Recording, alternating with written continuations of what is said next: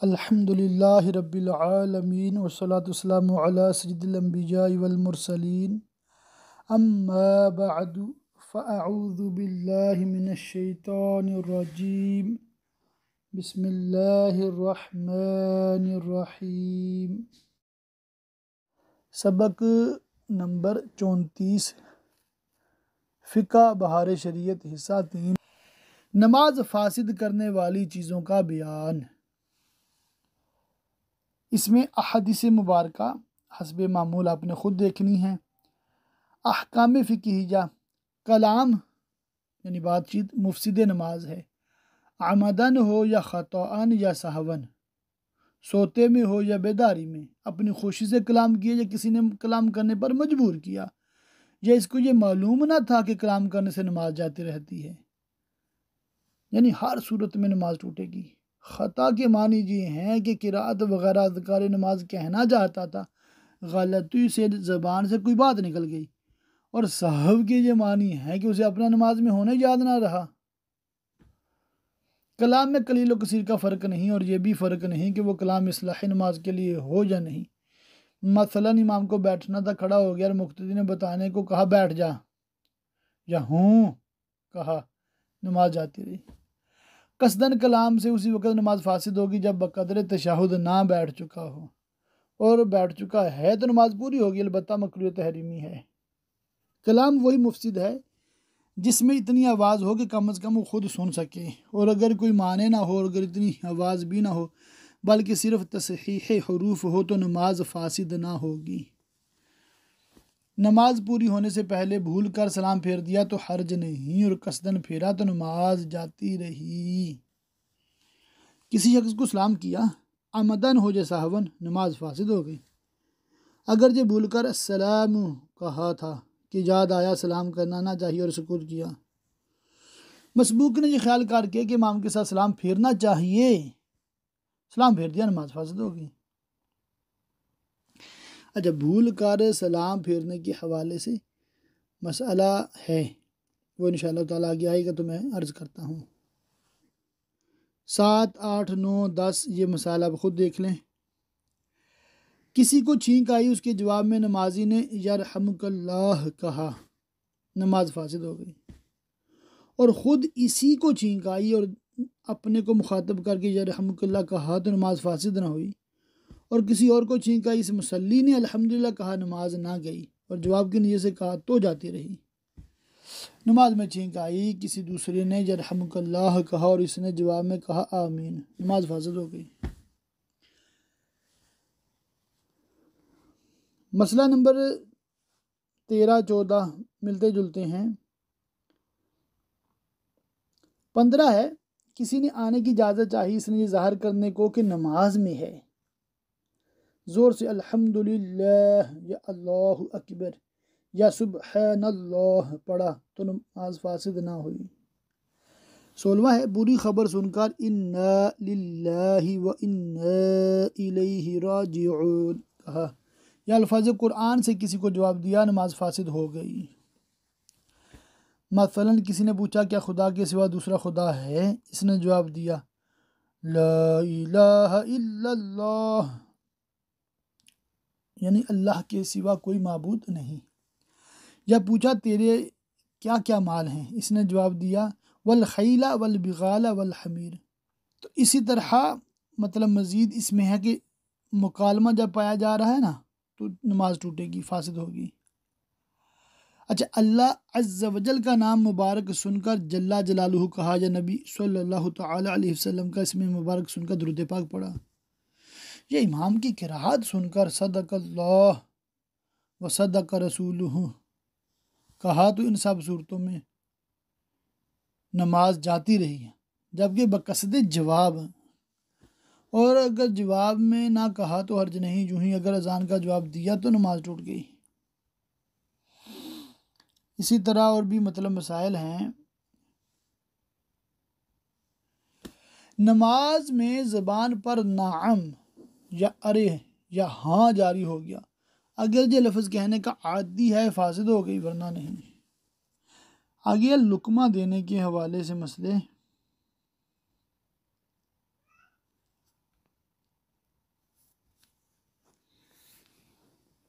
मसला नंबर 27 है, फ़ौरन ही लुकमा देना मकरूह है, थोड़ा तवक्कुफ़ चाहिए कि शायद इमाम ख़ुद निकाल ले, मगर जब किसकी आदत उसे मालूम है हो कि रुकता है तो बाज़ ऐसे हरूफ निकलते हैं जिनसे नमाज फर्ज हो जाती है तो फ़ौरन बताए।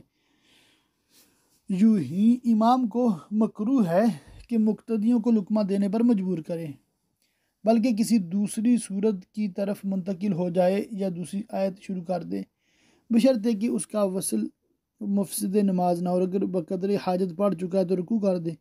मजबूर करने की ये मानी है कि बार बार पढ़े या साकित खड़ा रहे, मगर वो गलती अगर ऐसी है जिसमें फसाद मानी था तो इस्लाह नमाज के लिए उसकी अदा लाजिम था, और याद नहीं आता तो मुक्तदी को आप ही मजबूर करेगा और वो भी ना बता सके तो नमाज गई।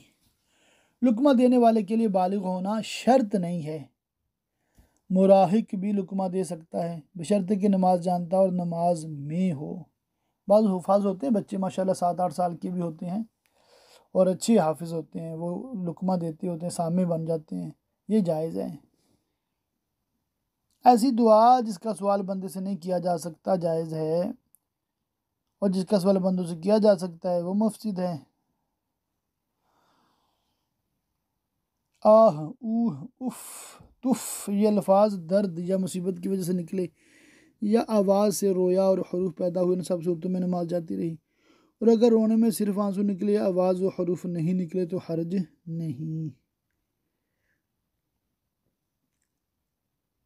अच्छा, ये मसला भी देख ले, किसी ने सवाल भी मुझसे किया था वीडियो भेजकर। नमाज में मुसहफ़ शरीफ या कुरान पाक से देखकर कुरान पढ़ना मुतलकन मुफसिद नमाज है। हाँ, बाद लोग कुरान खोल के पढ़ के नमाज पढ़ रहे होते हैं। यूँ ही अगर महराब वगैरह में लिखा हो उसे देखकर पढ़ना भी मुफसिद है। हाँ, अगर याद पर पढ़ता हो, मुसहफ़ या महराब पर फ़कत नज़र है तो हर्ज नहीं, क्योंकि किसी कागज़ पर कुरान मजीद लिखा हुआ देखा और उसे समझा, नमाज में नुकसान आया। यूँ ही अगर फ़िक़्ह की किताब देखी और समझी, नमाज फासिद ना हुई, ख़ास समझने के लिए उसे देखा या नहीं। हाँ, अगर कसदन देखा और बकसद समझा तो मकरूह है, और बिला कसद हो तो मकरूह भी नहीं। यही हुक्म हर तहरीर का है, और जब गैर दीनी हो तो कराहत ज़्यादा। बाकी इसमें मसाइल जो है ना आपने ख़ुद देख लेने हैं।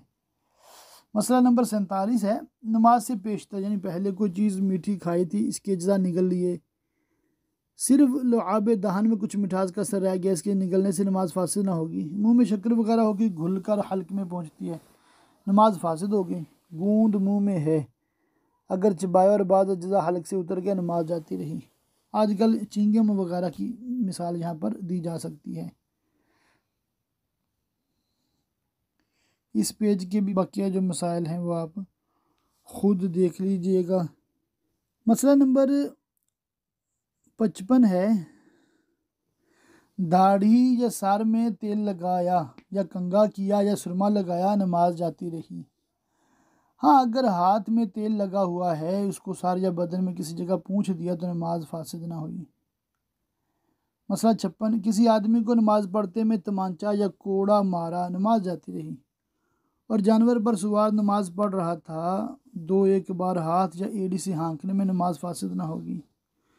3 बार पे दर पे करेगा तो जाती रहेगी। एक पाँव से एड़ लगाई, अगर पे दर पे 3 बार हो, नमाज जाती रही, वरना नहीं। और दोनों पाँव से लगाई तो फासिद हो गई, लेकिन अगर आहिस्ता पाँव हिलाई कि दूसरे को बगैर देखने से पता चले तो फासिद ना हुई।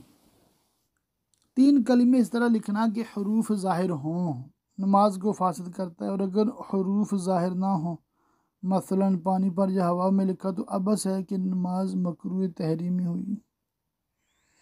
नमाज पढ़ने वाले को उठा लिया फिर वहीं रख दिया, अगर किबला से सीना ना फिरा, नमाज फासिद ना हुई, और अगर इसको उठाकर सवारी पर रख दिया तो नमाज जाती रही। मौत व जुनून व बेहोशी से नमाज जाती रहती है, अगर वक़्त में अफाका हुआ तो अदा करे, वरना कज़ा, बशर्ते कि एक दिन रात से मुतजावज़ ना हो। कसदन वज़ू तोड़ा या कोई मुजब गुस्ल पाया गया या किसी रुकन को तर्क किया जबकि इस नमाज में इसको अदा न कर लिया हो, या बिला उज़र शर्त को तर्क किया जब मुक्तदी ने इमाम से पहले रुकन अदा कर लिया, या इमाम के साथ या बाद में फिर इसको अदा न किया, यहाँ तक कि इमाम के साथ सलाम फेर दिया जब मसबूक ने फ़ौतशुदा रकत का सिद्धा करके इमाम की सजदा साहब में मुताबत की या कदा खीरा के बाद सजदा नमाज सजदा तिलावत याद आया और उसके अदा करने के बाद फिर उसका अदा ना किया या किसी रुकन को सोते में अदा किया था इसका अदा ना किया, इन सब सूरतों में नमाज फासिद हो गई। सांप बिच्छू मारने से नमाज नहीं जाती, जबकि ना 3 कदम चलना पड़े ना 3 ज़रब की हाजत हो, वरना जाती रहेगी, मगर मारने की इजाज़त है अगरचे नमाज फासिद हो जाए। सांप बिच्छू को नमाज में मारना उस वक़्त मुबाह है कि सामने से गुजरे और इज़ा देने का खौफ और अगर तकलीफ़ पहुँचाने का अंदेशा ना हो तो मकरूह है। एक रुकन में 3 बार खुजाने से नमाज जाती रहती है, यानी यूं कि खुजाकर हाथ हटा लिया, फिर खुजाया, फिर हाथ उठा लिया। व अला हाजा, और अगर एक बार हाथ रखकर चंद मरतबा हरकत दी तो एक ही मरतबा खुजाना कहा जाएगा।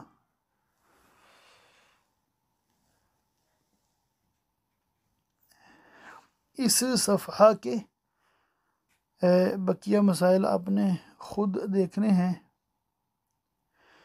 मसला 71 है, मैदान और बड़ी मस्जिद में मुसल्ली या नमाजी के आगे से मौज़ा सजूद तक गुज़रना नाजायज़ है। मौज़ा सजूद से मुराद ये है कि क़याम की हालत में सजदा की जगह की तरफ नज़र करे तो जितनी दूर तक निगाह फैले वो मौज़ा सजूद है, इसके दरमियान से गुज़रना नाजायज़ है।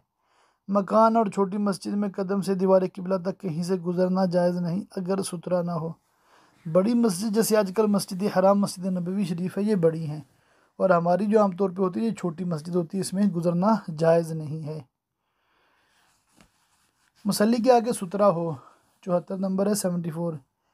कोई ऐसी चीज़ जिससे आड़ हो जाए तो सुथरा के बाद से गुज़रने में कोई हर्ज नहीं।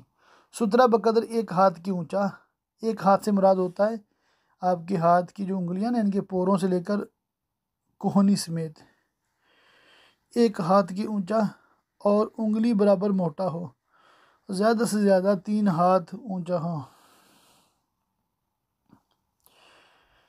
इमाम और मुनफरिद, यानी इमाम जमात करा रहा है या मुनफरिद अकेला है, जब सहरा में या किसी ऐसी जगह नमाज़ पढ़े जहाँ से लोगों के गुजरने का अंदेशा, तो मुस्तहब है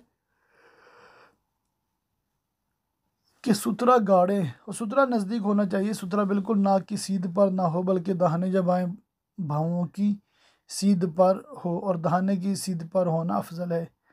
अच्छा, इमाम का सुथरा है ना, वो मुक्तदियों के लिए काफ़ी है, इसको जदीद सुथरा की हाजत नहीं।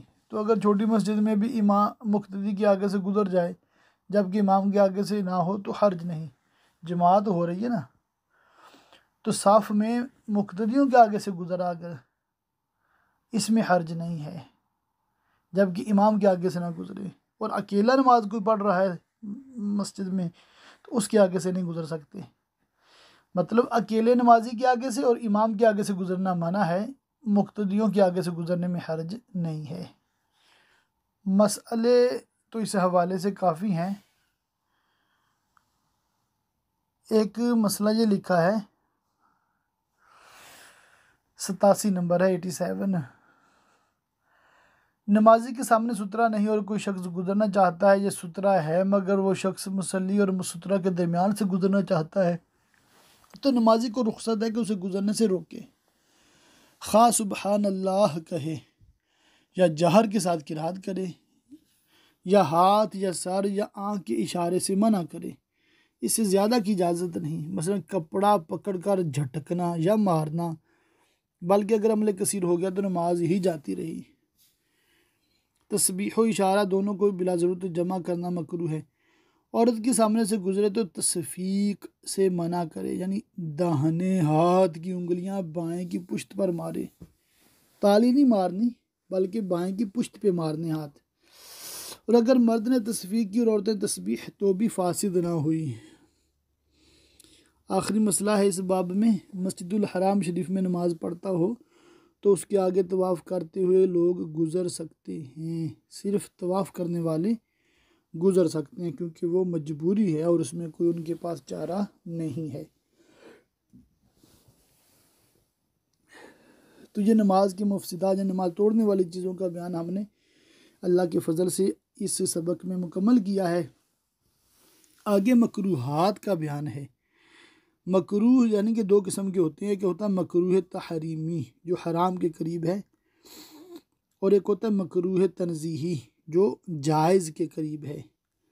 तो तहरीमी जो है ना, ये तो बिल्कुल मतलब गलत है, गुनाह है, नाजायज़ है, और जो तनज़ीही है उससे भी हत्तल इम्कान बचे, मगर उससे मतलब इतना बड़ा मसला नहीं होता। अहकाम फ़िक़हिया, कपड़े या दाढ़ी या बदन के साथ खेलना, कपड़ा समेटना, मसलन सजदा में जाते वक्त आगे या पीछे से उठा लेना, अगरचे गर्द से बचाने के लिए हो और अगर बिला वजह हो तो और ज़्यादा मकरूह। कपड़ा लटकाना, मसलन सर या मूंढे पर इस तरह डालना कि दोनों किनारे लटकते हों, ये सब मकरूह तहरीमी हैं। अगर कुर्ते वगैरह की आस्तीन में हाथ ना डाले बल्कि पीठ की तरफ फेंक दी, जब भी यही हुक्म है। सदल का मसला है, आगे वो पढ़ लीजिएगा। कोई आस्तीन आधी कलाई से ज़्यादा चढ़ी हो या दामन समेटे नमाज़ पढ़ना भी मकरूह तहरीमी है, खा पेशतर से चढ़ी हो या नमाज में चढ़ाई। आस्तीन का मसला समझ लें, हाथ और बाजू का जो जोड़ है ना, यहाँ से लेकर कोहनी तक, ये जो आपका बाजू है इसको कलाई कहते हैं ना,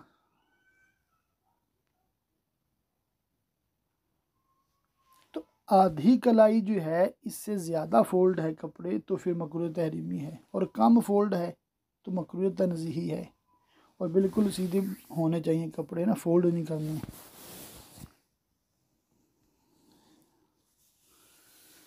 शिद्दत का पखाना पेशाब मालूम होते वक़्त या गलबा रियाह के वक़्त नमाज़ पढ़ना मकरूह तहरीमी है। हदीस में है, जब जमाअत कम की जाए और किसी को बैतुल खुला जाना हो तो पहले बैतुल खुला को जाए। ज़रा समझ में आने वाली बात है। मसला नंबर 7, कंकरियाँ हटाना मकरूह तहरीमी है, मगर जिस वक़्त के पूरे तौर पर बरवजह सुन्नत सजदा अदा ना होता हो तो एक बार की इजाज़त है और बचना बेहतर है। और अगर बग़ैर हटाए वाजिब अदा ना होता हो तो हटाना वाजिब है, अगर जो एक बार से ज़्यादा की हाजत पड़े। उंगलियां चटकाना, उंगलियों की कैंची बांधना या एक हाथ की उंगलियां दूसरी हाथ की उंगलियों में डालना, ये बिल्कुल मकरूह तहरीमी है। और 9, 10, 11, 12, 13, 14 ये आपने देख लेने हैं। 15वां मैं पढ़ता हूँ। एतिजार, ये मर्दों के लिए मसला है, यानी पगड़ी इस तरह बांधना के बीच सर पर ना हो, मकरूह तहरीमी है। नमाज के अलावा भी इस तरह इमामा बांधना मकरूह है। यूँ ही नाक और मुंह को छुपाना और बिला ज़रूरत खंकार निकालना, ये सब मकरूह तहरीमी है।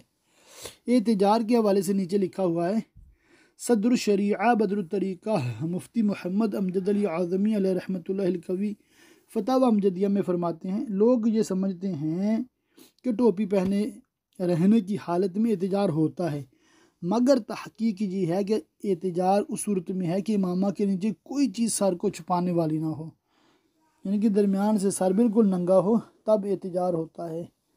अगर नीचे टोपी है तो टोपी नज़र आ रही है तो कोई मसला नहीं है।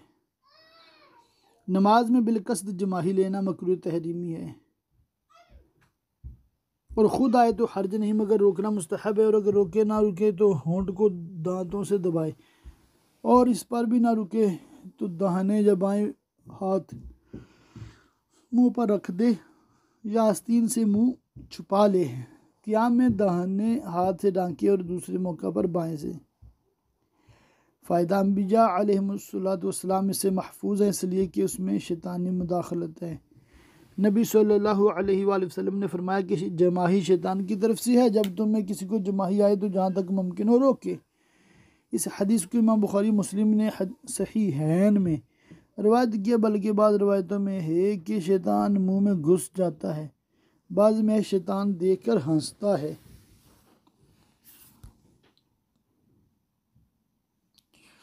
तो ये चूँकि सिर्फ नमाज का मसला नहीं है, नमाज के अलावा भी जमाही के हवाले से हकाम हमें सीखने चाहिए, तो मैं बकिया भी इंशाअल्लाह ताला पढ़ देता हूँ कि एक मैनर्स की बात है, सीखना चाहिए हम सबको। उलमा फरमाते हैं कि जो जुमाही में मुंह खोल देता है शैतान उसके मुंह में थूक देता है, और वो जो का की आवाज़ आती है वो शैतान का कहा है कि उसका मुंह बिगड़ा देकर ठट्ठा लगाता है, और वो जो रतूबत निकलती है वो शैतान का थूक है। इसके रोकने की बेहतर तरकीब ये है कि जब आती मालूम हो दिल में ख्याल करे कि अम्बिया अलैहिमुस्सलातु वस्सलाम इससे महफूज हैं, फ़ौरन रुक जाएगी। जानदार की तस्वीर वाला कपड़ा जो है इसमें नमाज मकरूह होती है, और इसकी फिर डिटेल है। इन मसाइल को भी आपने ख़ुद से देख लेना है, पढ़ लेना है, समझ लेना है। अल्लाह ताला हम सबको सुन्नत के मुताबिक नमाज पढ़ते रहने की तौफीक खैर मरहमत फरमाए। ये अहकाम तो तस्वीर के रखने में है कि सूरत इहानत व ज़रूरत वग़ैरह हुमा मुस्तस्ना हैं। रहा तस्वीर बनाना या बनवाना वो बहरहाल हराम है, खा दस्ती हो या अक्सी, दोनों का एक हुक्म है। तो आजकल मतलब जो मोबाइल कैमरे में होती है ना तस्वीर, ये इसमें शामिल नहीं है इस फतवे में, क्योंकि वो जायज़ है और उलमा ने इसमें जवाज़ का फतवा दिया है। इसी तरह मूवी बनाना भी जायज़ है, गो के बाज़ हमारे उलमा अब भी इख्तिलाफ़ रखते हैं।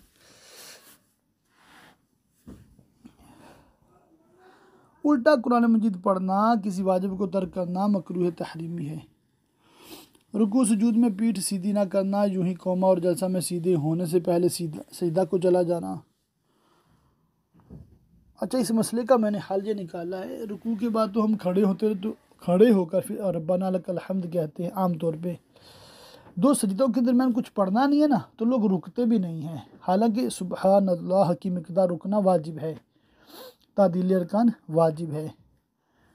रुकू, कौमा, सजदा और जलसा, इनमें कम अज़ कम एक तस्बीह की मिक़दार रुकना ये तादील अरकान है, वाजिब है। दो सजदों के दरमियान अगर हम आदत बना लेना सीधे बैठ के अल्लाहुम्मा ग़फ़िरली सिर्फ़ एक बार पढ़ लें, फिर अल्लाह अकबर कहते हुए दूसरा सजदा करें तो इंशाअल्लाह ताला से गलती से भी बच सकते हैं। और अगर आप नहीं पढ़ते तो बैठना तो है कम अज़ कम एक तस्बीह की मिक़दार। और ये बहुत ज़रूरी मसले हैं, इनको हर एक को समझना है, पढ़ना है। बाकी जो इसमें मसाइल हैं ना मकरूह तहरीमी के हवाले से काफ़ी मतलब आसान हैं और आसान फ़हम हैं। एक मसला है जो आजकल कसीर मर्दों के साथ होता है, सुस्ती से नंगे साथ नमाज़ पढ़ना, यानी टोपी पहनना बोझ मालूम होता हो या गर्मी मालूम होती हो, मकरूह तनज़ीही है। और अगर तहकीर नमाज मकसूद हो, माअज़ल्लाह मुसलमान से तो मुतसव्वर नहीं है, नमाज कोई ऐसी मोहतमम बिशान चीज़ नहीं जिसके लिए टोपी इमामा पहना जाए, तो ये कुफ़र है। और खुशू व खुज़ू के लिए सर बरहाना नंगे सर पढ़ना ये मुस्तहब है। नमाज में टोपी गिर पड़ी तो उठा लेना अफजल, जबकि अमल कसीर की हाजत ना पड़े, वरना नमाज फासद हो जाएगी। और बार बार उठानी पड़े तो छोड़ दे और ना उठाए, और ना उठाने से खुजू मकसूद हो तो ना उठाना अफजल है, यानी ना उठाना बेहतर है। पेशानी से खाक या घास छुड़ाना मकरूह है, यूं ही हाजत के वक़्त पेशानी से पसीना पूंछना। नमाज के अलावा उंगलियों पर शुमार करने में कोई हर्ज नहीं, बल्कि बाज़ हदीस में अक़द अनामिल का हुक्म है, और ये कि उंगलियों से सवाल होगा और वो बोलेंगी। तो ये जो तस्बीह पढ़ते हैं सलातुत तस्बीह, इसमें आमतौर पे उंगलियों पे गिन रहे होते हैं लोग कितनी बार पढ़ लिया, तो ये मकरूह है, ऐसा नहीं हमने करना।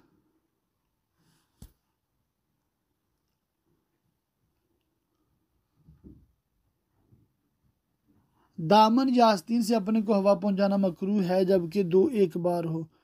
ये उस कौल की बिना पर कि एक रुकन में 3 बार हरकत को मुफसिद नमाज का और पंखा झुलसना मुफसिद नमाज है, कि दूर से देखने वाला समझेगा कि नमाज में नहीं। इसबाल यानी कपड़ा हद मुअताद से इफरात दराज रखना मना है। नबी सल्लल्लाहु अलैहि वसल्लम ने फरमाया, जब नमाज़ पढ़ो तो लटकते कपड़े को उठा लो कि इसमें से जो शय ज़मीन को पहुँचेगी वो नार में है। इस हदीस को बुखारी ने तारीख़ में, तबरानी ने कबीर में, इब्ने अब्बास रज़ियल्लाहु तआला अन्हुमा से रवायत किया। दामनों और पांचों में इसबाल यह है कि टखनों से नीचे हों और आस्तीनों में उंगलियों से नीचे, और इमामा में ये कि बैठने में दबे, इतने लंबे ना होने चाहिए, मगर फोल्ड नहीं करने। अगर लंबी शलवार है फोल्ड नहीं करनी, जैसी है वैसे ही पढ़ लें। और अगर सर्दी से बचने के लिए टखने छुपाए हुए हैं बल्कि जुराबे भी पहनी हुई हैं तो कोई हर्ज नहीं, कोई प्रॉब्लम नहीं है। ये माशाअल्लाह काफ़ी लंबा टॉपिक है मकरूहात तहरीमी के हवाले से। तो ये अपने बकिया जो हैं इसके हवाले से चीज़ें ख़ुद देखनी हैं, पढ़नी हैं और इन सब मकरूहात से बचने की पूरी कोशिश करते रहना है। मसला नंबर 73 है, जलती आग नमाजी के आगे होना बायस कराहत है, शम्मा या चिराग में कराहत नहीं। हाथ में कोई ऐसा माल हो जिसके रुकने की ज़रूरत होती है, इसको लिए हो नमाज पढ़ना मकरूह है, मगर जब ऐसी जगह हो कि बगैर इसकी हिफाजत नामुमकिन हो, सामने पखाना वगैरह नजासत होना या ऐसी जगह नमाज पढ़ना कि वो मज़िन्ना नजासत हो, मकरूह है। इसके भी बकिया मसाइल आपने ख़ुद से देखने हैं। अच्छा, एक ज़मीन मुसलमान की हो दूसरी काफिर की, तो मुसलमान की ज़मीन पर नमाज़ पढ़े अगर खेती ना हो, वरना रास्ता पर पढ़े, काफिर की ज़मीन पर ना पढ़े। और अगर ज़मीन में ज़राअत है मगर इसमें और मालिक की ज़मीन में दोस्ती है कि उसे नागवार ना होगा तो पढ़ सकता है। मसला बिल्कुल आखिरी 5 मिनट हैं इंशाअल्लाह ताला। मसला नंबर 83 है, पखाना पेशाब मालूम हुआ या कपड़े या बदन में इतनी जैसे लगी देखी कि माने नमाज ना हो, या इसको किसी अजनबी औरत ने छू दिया तो नमाज तोड़ देना मुस्तहब है, बशर्ते कि वक्त व जमात ना फोत हो। और पखाना पेशाब की हाजत शदीद मालूम होने में तो जमात के फोत हो जाने का भी ख्याल ना किया जाएगा, अलबत्ता फ़ोते वक़्त का लिहाज होगा। कोई मुसीबत ज़दा फरियाद कर रहा हो, उसी नमाजी को पुकार रहा हो, या मुतलकन किसी शख्स को पुकारता हो, या कोई डूब रहा हो, या आग से जल जाएगा, या अंधा राहगीर कुएं में गिरना चाहता है, इन सब सूरतों में नमाज तोड़ देना वाजिब है, जबकि जो उसके बचाने पर कादिर हो नमाज तोड़े और जाए उसको बचाए। माँ बाप दादा दादी वगैरह उसूल के महज बुलाने से नमाज अदा करना जायज़ नहीं, अलबत्ता अगर उनका पुकारना भी किसी बड़ी मुसीबत के लिए हो, जैसे ऊपर मज़कूर हुआ, तो तोड़ दे, ये हुक्म फ़र्ज़ का है। और अगर नफल नमाज है और उनको मालूम है कि नमाज़ पढ़ता है तो उनके मामूली पुकारने से नमाज ना तोड़े, और उसका नमाज पढ़ना उन्हें मालूम ना हो और पुकारा तो नमाज तोड़ दे और जवाब दे, अगरचे मामूली तौर से बुलाए। तो ये हमने अल्लाह के फ़ज़ल से नमाज के मकरूहात का बयान भी मुकम्मल किया। इनमें अक्सर मकरूहात तहरीमिया थे, कुछ मकरूह तनज़ीही भी ज़िमनन आप लोगों के गोशगुजार किए गए। तो आज 1-2 मिनट जल्दी इसको ख़त्म कर देते हैं। पिछले जो लेसन थे उसमें 1-2 मिनट ऊपर भी हो गए थे। अल्लाह ताला की पाक बारगाह में दुआ है, अल्लाह ताला हमें इल्म दीन सीखने, समझने और दूसरों तक पहुँचाने की तौफ़ीक रफ़ीक मरहमत फ़रमाए, और हमें ये आलिम कोर्स उर्दू इसी तरह ज़ौक़ शौक़ के साथ जारी रखने, उसको पाया तकमील तक पहुँचाने की तौफ़ीक मरहमत फ़रमाए। आमीन बिजाहिन नबीजिल अमीन व सल्लल्लाहु तआला अलैहि व आलिहि व सहबिहि व बारक वसल्लम।